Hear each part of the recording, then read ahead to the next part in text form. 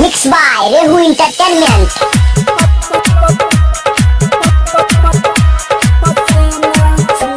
ज्योतिष recording studio भाई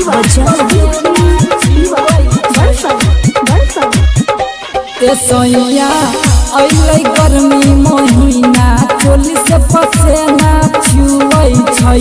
ए सोया अइलै गर्मी महीना चोली से पसेना छुअै छै।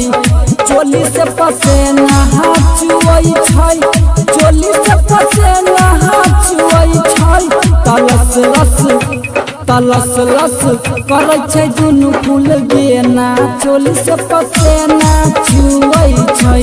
ए सोया अइलै गर्मी महीना चोली से पसेना छुअै छै।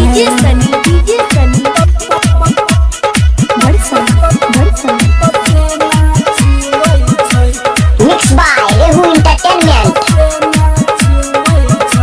ज्योतिष रिकॉर्डिंग स्टूडियो लहंगा में लगाई गएसी हमरा लागै छै गरमी बेसी हो। हमरा लागै छै गरमी बेसी सैया लहंगा में लगाई गएसी हमरा लागै छै गरमी बेसी हो। हमरा लागै छै गरमी बेसी राजा त काम नहीं करै छै कोनो बिना चोली से पसेना छुअै छै। ए सोया अइलै गर्मी महीना चोली से पसेना छुअै छै। Mixed by Rehu Entertainment. ज्योतिष रिकॉर्डिंग स्टूडियो हाँ त दिन रात रह छो हमारा से बैठ के माजा लूटै छो सजिया पसट के हो। माजा लूटै छो सजिया पसट के सैया